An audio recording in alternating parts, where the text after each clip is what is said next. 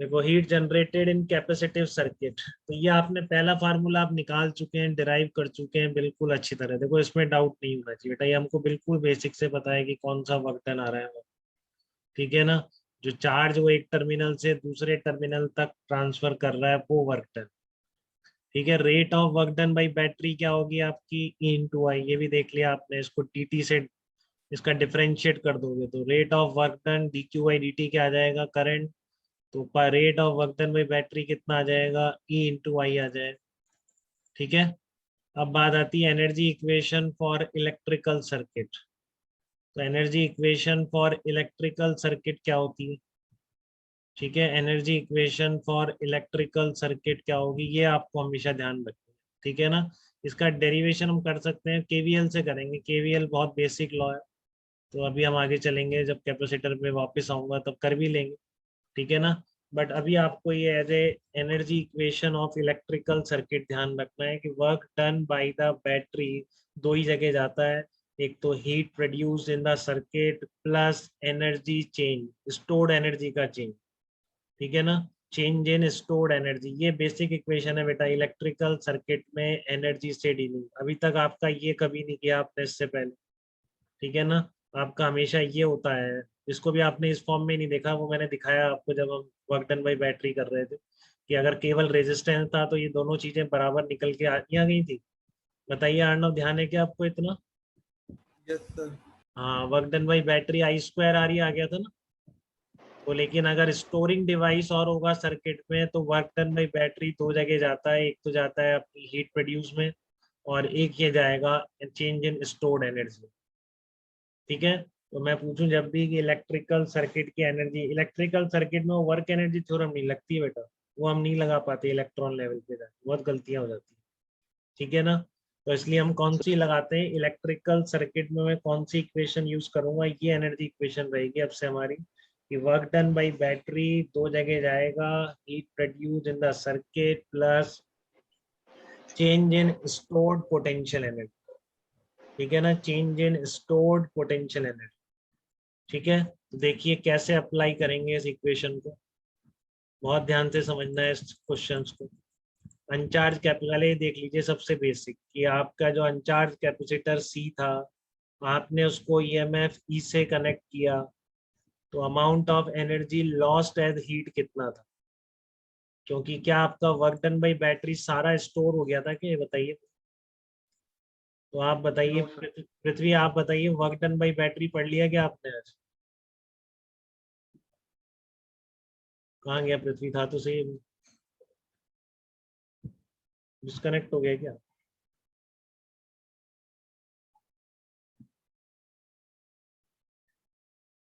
पृथ्वी है तो सही, आवाज नहीं आ रही क्या पृथ्वी आपको। हैंड रेस किया, मुझे क्यों नहीं दिख रहा है उसका। हाँ उसका कुछ कह रहे हो बेटा आप। Yes sir. सर आपने अभी बताया था ना work done equals to heat के बराबर, तो सर हम्म। पावर थी ना पहले। हाँ तो टाइम से मल्टीप्लाई कर दो, रेट आ गई थी वर्क डन के बराबर, तो वर्क डन भी तो बराबर होगा जब रेट बराबर है। बताइए, पर सेकंड जब वर्क डन बराबर है तो किसी इंटरवल का भी टोटल वर्क डन और हीट प्रोड्यूस बराबर नहीं हो जाएगा। Yes sir. तो वर्क डन बाई बैटरी आपका इसमें देखो, अगर आपने कैपेसिटर सीखा तो उससे बताइए आपका इसमें वर्क डन बाई बैटरी कितना था, याद है क्या आपको। कैपेसिटर को बैटरी ईएमएफ से कनेक्ट कर दिया। ठीक है। तो अनचार्ज यस कैपेसिटर था इनिशियली, तो इसमें वर्क डन बाई बैटरी कितना है इस प्रोसेस सर, इसका तो अभी निकाला नहीं, पर वैसे आपने इससे पहले वाले लेक्चर में बताया था सी E minus Q not into ई होता है। में। कभी क्यू निकालना नॉट। भी क्यों नहीं निकाला, निकाल तो लिया, तो इसमें क्या निकाले। सी चार्ज होता है कि नहीं, चार्ज यस सर, कितना, सी चार्ज होता है। चार्ज चार्ज कितना होता है, सी होता है। Yes sir.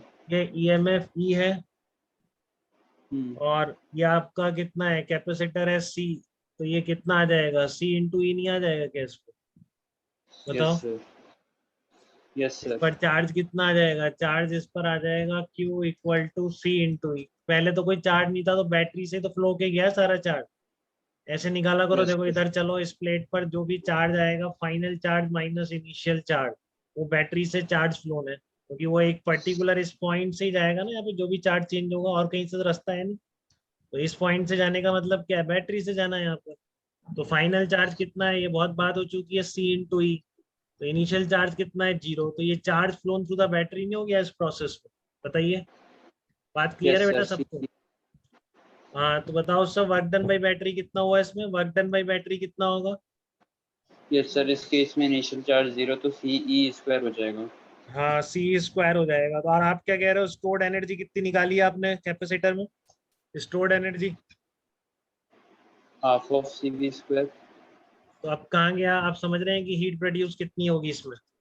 इतना बैटरी ने वर्क किया था, स्टोर्ड इतना ही हुआ, तो बचा हुआ हाफ C² कहाँ चला गया? बचा हुआ हाफ C² कहाँ चला गया? हीट। हीट में चला गया, रेजिस्टेंस। क्लियर है आपको ये? तो एक Yes, सिंगल sir. कैपेसिटर को आप चार्ज करेंगे बैटरी से, तो आधी एनर्जी स्टोर कर सकते हैं बेटा, आधी तो हीट में जानी ही जानी है। बोलिए, कोई दिक्कत है क्या आपको यहाँ तक? यहाँ तक की बात आ गई क्या सबको समझ में, कि अगर आपने एक सिंगल कैपेसिटर को चार्ज करना शुरू किया, तो फाइनल चार्ज आपको पता है कितना, +C -C आएगा। ठीक है ना? Final charge +C -C charge होगा, और charge flown through the battery कितना होगा, C × E।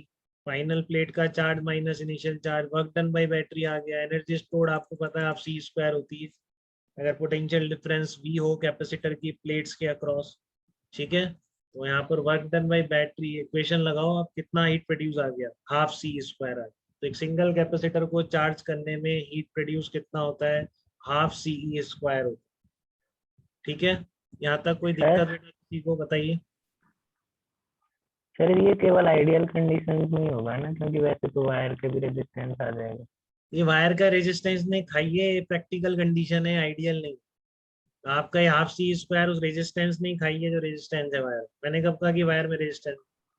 ये तो कहा ही नहीं मैंने। ठीक है ना? ठीक है सर। हाँ, ये हाफ C² आपको जानी ही पड़ेगी, उसमें हाफ C² पक्का जाएगी। ठीक है, क्लियर है एकदम? ठीक है सर। और ये आप निकाल भी लेंगे, अभी हम उस प्रोसेस पे आएंगे ना, जब ड्यूरिंग द चार्जिंग प्रोसेस है, वो लास्ट टॉपिक। अभी हम डायरेक्ट बोल देते हैं कि स्टेडी स्टेट पर है, करंट 0 हो चुकी है। तो अगर आप वो current as a function of time निकाल के इंटीग्रेशन I²R/dt करेंगे, तो बिल्कुल आपका हाफ C² निकल के आए। ठीक है ना? क्योंकि रेट आपको पता है, रेट बचपन से ही पता है, 9th-10th में पता है कि I²R होती है।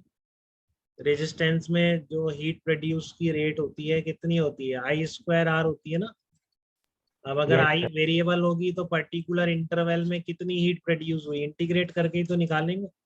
ये अपना टॉपिक रहेगा इलेक्ट्रिक करंट में, बट आपको अभी भी समझदार है, आपको इतना पता है कि अगर I करंट चल रही है रेजिस्टेंस में, पर सेकंड इतनी हीट प्रोड्यूस होती है, dt टाइम में इतनी होगी, तो T1 से T2 तक इंटीग्रेट कर लो। तो जब मैं आपको ये सिखा दूं कि इसमें करंट टाइम के साथ कैसे ग्रो कर रही है, ठीक है ना, ग्रो क्या कर रही है, टाइम के साथ कैसे खत्म हो रही है। शुरू में बहुत ज्यादा करंट थी, धीरे धीरे खत्म हो जाती, कैपेसिटर फुली चार्ज हो जाता है तो 0 हो जाती। तो आप बिल्कुल इससे निकालना, तो आपका ये मिल जाएगा आपको एकदम हाफ C² ही निकल के। ठीक है ना? बट अभी हम उस प्रोसेस पे नहीं आ रहे। अभी हमारा बात ये है कि आपको फाइनली पता है क्या होगा, +C -C होगा। तो इस फार्मूले से आप सब देख पा रहे हैं कि वर्क डन बाई बैटरी आपको पता था, एनर्जी स्टोर्ड आपने अलग से सीख लिया है, तो इसलिए हीट प्रोड्यूस बिना इस फार्मूले को यूज करे हुए आप लिख पा रहे हैं कितनी होगी, हाफ C²। धर्मांश, क्लियर है क्या बेटा बात आपको यहाँ पर? बिल्कुल। Yes, sir. अयान, आप बताओ, कोई दिक्कत तो नहीं है? No, sir. चलिए, अक्षत, क्लियर है बेटा सारी बातें?